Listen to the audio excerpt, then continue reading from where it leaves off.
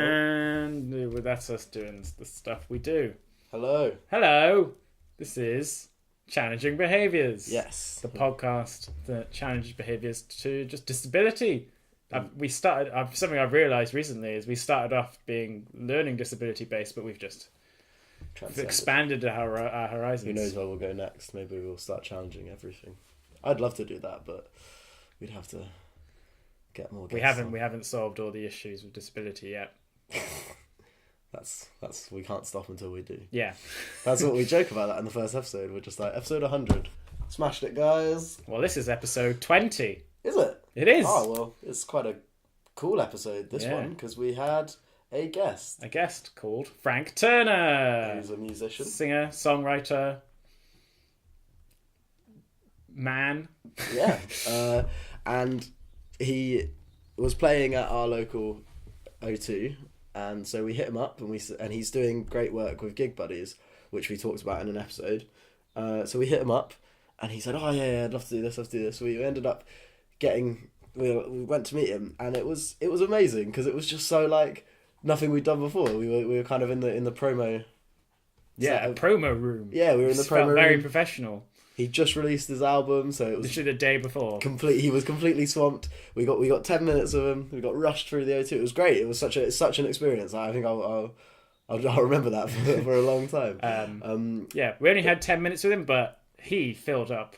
There's so much to say. It was really good. He was a lovely guy, wasn't he? He was really and he said at the end, of all the things, this was what he was most interested in talking about. So potentially, if he ever comes back to Oxford, maybe we'll hit him up some longer time. But yeah, we're gonna start with that, and then after, because that's about 10 minutes, we're gonna have a little chat afterwards about something that we did on Twitter a month ago now. Yeah, the I Can playlist. The hashtag I Can playlist that we have not yet spoken about. So I guess this is our music episode. Yeah. So see you on the other side. Yeah, and enjoy. Or don't. Do what you want. I had to give him a little signal to do it.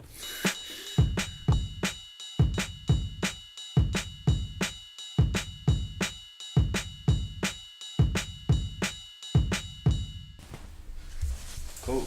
And we're rolling. Awesome. We're rocking. So we've got a guest on our podcast today. Do you want to introduce yourself? Yes, my name is Frank Turner. I'm a singer-songwriter from London.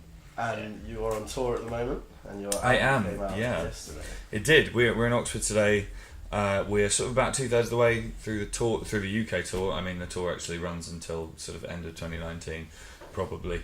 We haven't even got to. We've announced as far as February next year, but there's more coming. Oh, wow. But yeah, this is the first leg, and the album, was out yesterday. So at the moment, I'm in the middle of a very, very busy schedule. But it's nice to see you guys and talk to you. Thanks. Yeah, so there's probably going to be quite a few people going, why is Frank Turner on Challenging Behaviours? What's this all about? So for this tour, you've been doing something a little special. Yeah. And that is offering out tickets to workers. Is that correct? Yeah. Or? Well, it's a group. I'll start at the beginning. Yeah. So basically, so the first thing is that like I, the area of life over which I have some sort of control. And power, if you like, is the atmosphere and the presentation of my shows, because I spend the vast majority of my life on tour, right? So, I may not be able to change the world or initiate legislation or whatever it might be, but I can sort of present a set of values and an atmosphere that is in line with my thinking. So, and I mean, I started thinking about this just because it felt like there was kind of a positive vibe with my shows, and I wanted to try and sort of amplify that. So there's various groups we've taken out in the past, like there's a group called Able to UK who make sure that venues have disabled access. There's a group called Safe Gigs for Women, which I've done a lot of work with, who do exactly what you might imagine that they would do. And so and it's just like, I mean, it's not like I'm not under the impression I'm saving the world doing this, but it's just kind of, it's inculcating a set of values in a sort of a space in which I feel, because I grew up going to hardcore shows, and part of my hardcore punk shows and part of my affection for that is just that it was this really kind of cool, safe area in which we could sort of live out our own kind of values and interact with each other in the way we thought was ethical and important, and I'm trying to sort of do something like that. Anyway, I saw a tweet a little while ago from Caroline Lucas of the Green Party about Gig Buddies in Brighton. Yeah. So, and Gig Buddies is just working on first two things. I mean, first of all, they're sort of working on trying to sort of change the, for want of a better word, the system of kind of care and that kind of thing, and the things in place for people who have extreme learning disabilities. Because there are sort of social events for people with learning disabilities, but they're quite often hanging out in a room with other people with learning disabilities, you know. And there's one of the big things they've got is about like quite often there's sort of like quite early curfews and this kind of thing, and it can be quite socially isolating. By the way, it's worth me saying in all of this that this is all stuff that I have learned from the people at Gig Buddies and Step. Like I've definitely gone through quite a sharp. The first year where this is something you've. Yeah, absolutely. This was all new to me completely. But instinctively I saw that thing that Carol and Lucas was speaking about. So the other thing they do is they actually just get people to gigs. They set up a Gig Buddy system, and yeah, this is all complete news to me. I mean, you know, I've there have been people with learning disabilities in my life, you know, and friends or family members or whatever, but I've not really thought about it in any great depth before. But I saw this and I just thought, that sounds pretty cool, and that sounds like it's in line with the kind of things that I've been trying to do.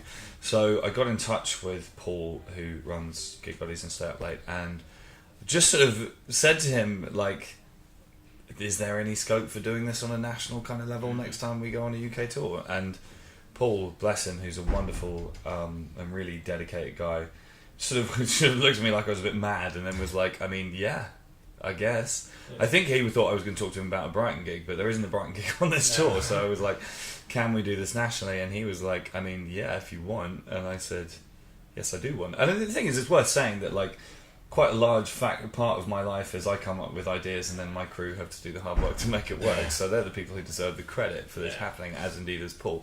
But it's just been it's a gesture, and it's well in terms of the other people in the room, it's a gesture. It's sort of saying, hey, everybody's welcome here. Yeah. And in terms of the people who are actually involved in the Stay Up Late project, hopefully it's a cool night out and it's a thing that sort of helps on that level.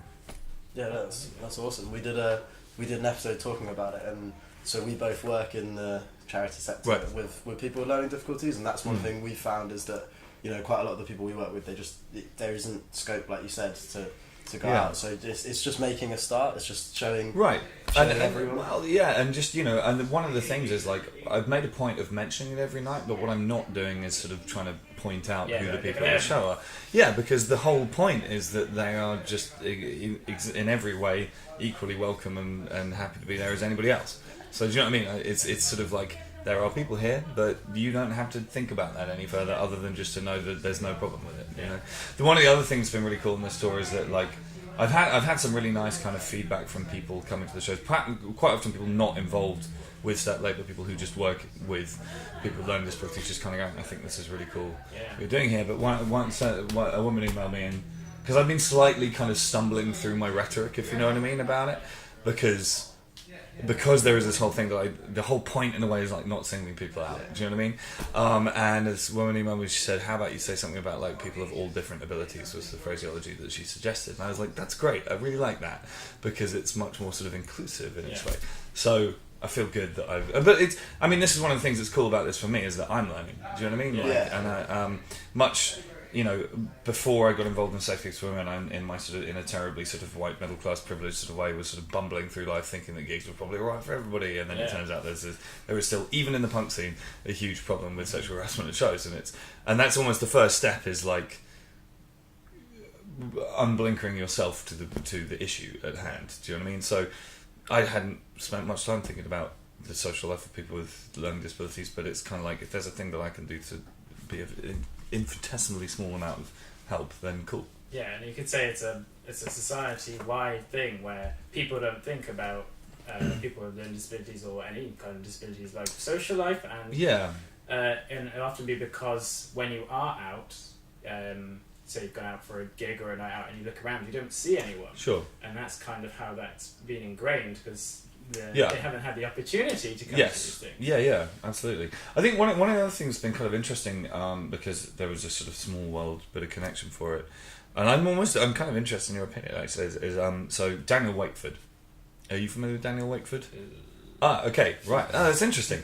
Daniel Wakeford, my tour manager Tree, who you met just now, is obsessed with Daniel Wakeford. He was on a TV show called The Undateables, right? Oh, yeah, he's going to be in Oxford in November time. Right. Yes, we're hoping to try. Okay. Yeah, so basically, I mean, I haven't seen that TV show. I have to say that without knowing very much about it, I didn't sound like the most ethical of television shows. We've done an episode about that. Right, okay. However, I mean, like, Tree was like, it's actually really, it presents people as like fully rounded individuals kind of thing. It's not, I mean, the title's a bit gross, but like, beyond that. But so Daniel's on it, he's a musician, and he's actually, he had a sort of career beforehand, but it's really blown up off the back of the TV show. I still haven't seen the TV show, but Tree's been playing his music, and it's fucking great. And then I went down to see him at a show. It turns out the band that he's working with as his backing band, if you like, are sort of friends of friends. So, and then we were in Southampton last week, and he came down for the show in Southampton, came and hung out, and he's just a lovely. And it turns out he knows all the Stay Up Late guys, and he's sort of, it's all sort of a big circle of people doing stuff together. But yeah, it's just like, I just thought of it because, like, he's the first musician that I've come across who's sort of like very openly someone who has learning disabilities, but who, I mean, I'm trying to sort of pick my words carefully here. He almost like, I'm not saying that he's like exploiting it so much, but he's sort of making a virtue of it. Do you know what I mean? He's just kind of like, this is me, this is who I am. Go fuck yourselves, kind of thing. I think there is often, whenever there is some kind of a musician with any kind of disability, it's kind of treated as a sort of gimmick. Like, I can't remember. There was someone who was around a few years ago, I can't remember their name, and they had one leg, and it was like, come see the one-legged pop star. Yeah, sure. But it's, I mean, there's a dilemma in there which I don't have a short and fast and ready answer to, which is just that, like, obviously having learning disability is not a gimmick for Daniel, that's his life every day, and I think that he has every right, and indeed I encourage him to go out and express himself as the individual that he is. I mean, I have to say I probably paid more attention to what he's doing because of that context when I first came across his stuff, and certainly he doesn't sound like anybody else. But I genuinely think his songs are fucking great. Yeah. Like, they're really cool, they're really fun. Like, we have them on our playlists between songs and everything, and like everybody on my touring party is obsessed with like his music now. Like, we're all in, and like, I mean, I don't quite know how his sort of touring schedule works, but we're all talking about trying to get him out on the road with us at some point. Amazing. Yeah, I mean, I think that, like, it was kind of interesting. I sat with Kate, his manager, and him, and we were sort of like talking through the idea of him not being the headliner, which he was a little kind of like, what? But yeah, no, he's just a lovely, really fun, really cool presence. So yeah, I mean, I think that it's been a fun tour, just kind of like getting a bit more of an angle on it from my end, you know. Yeah, no, that's awesome. Wow, we've been given the finger of. I am sorry about that. This is, of all of the things I'm going to talk about today, I'm more interested in talking about this. Do you know what I mean? But thanks for. Yeah, thank you so much. My pleasure. Yeah, thank you.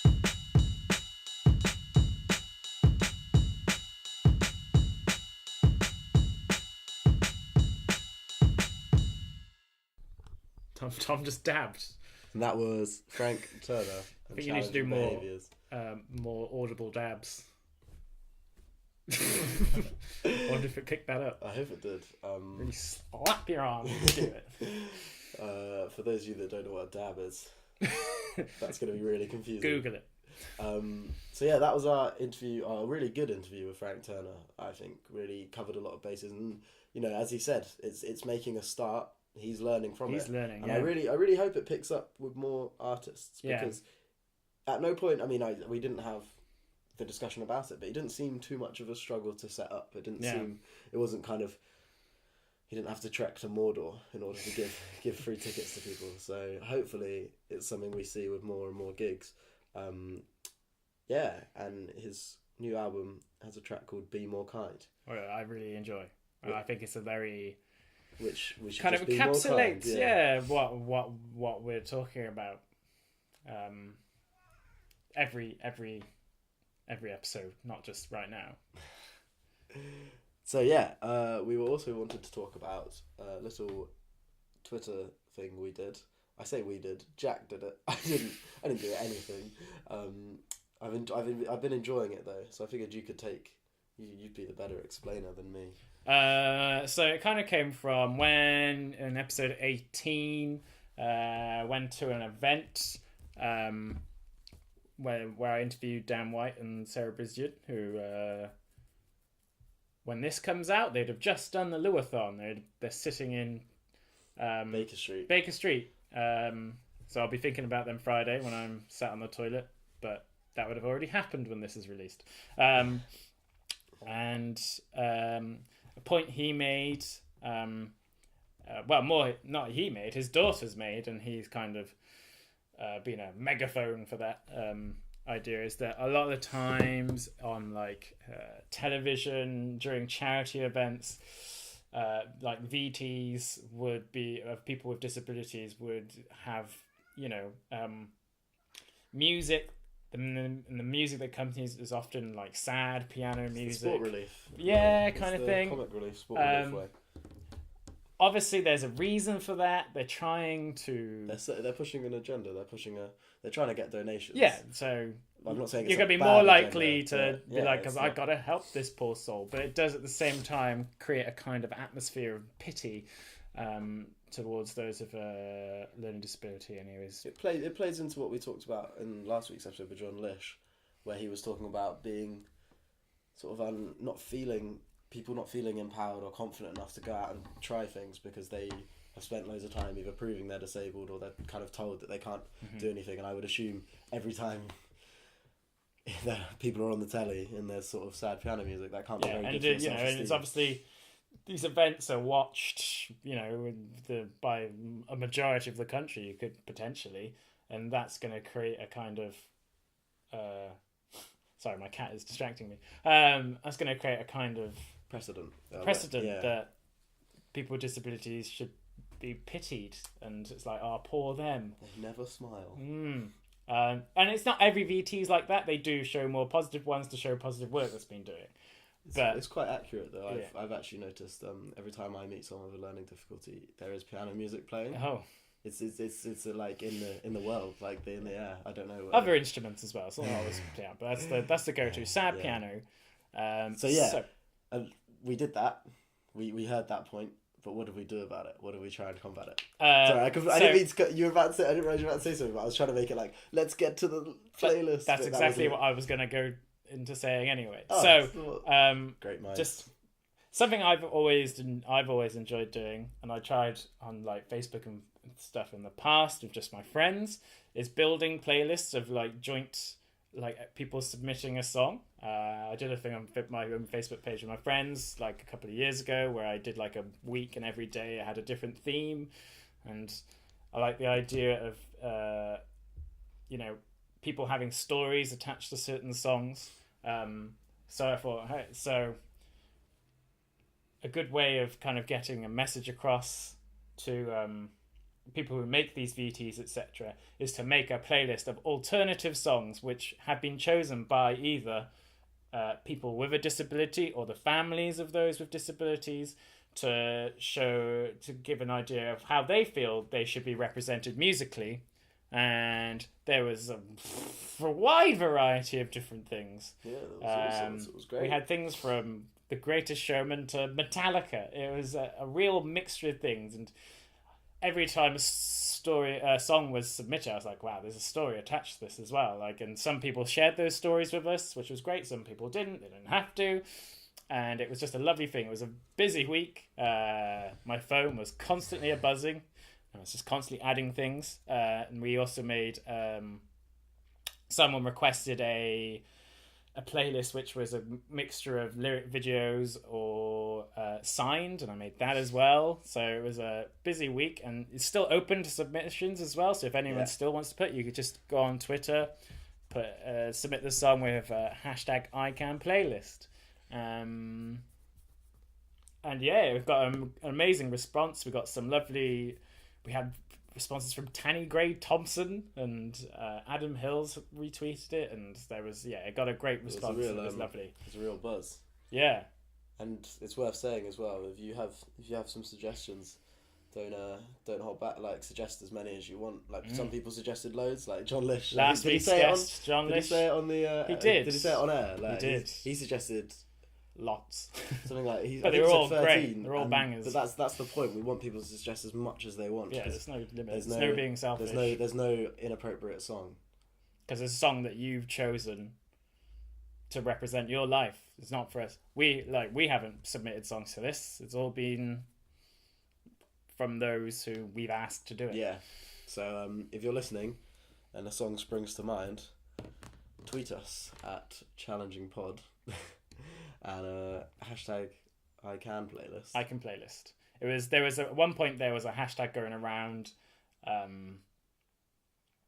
about making parks more accessible, etc., and that was called I Can Play. So I was like, I've got a real smart idea for a name here.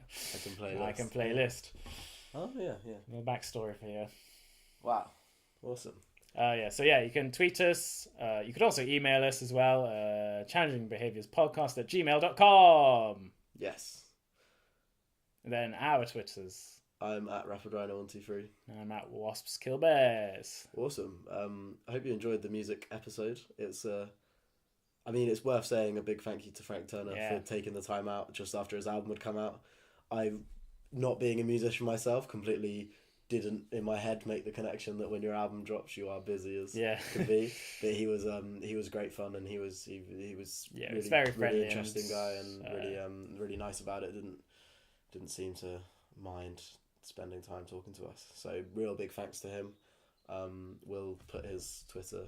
We'll do all that. I mean, I assume the usual links. I can't imagine we'll gain him any. He's got like 140,000, so he could get an extra 250 odd. No, it's worth saying. Our Twitter's been blowing up quite a lot. It's really great. We've been loving all the responses.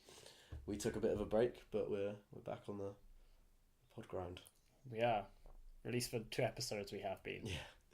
Sweet, awesome. Hopefully see you soon.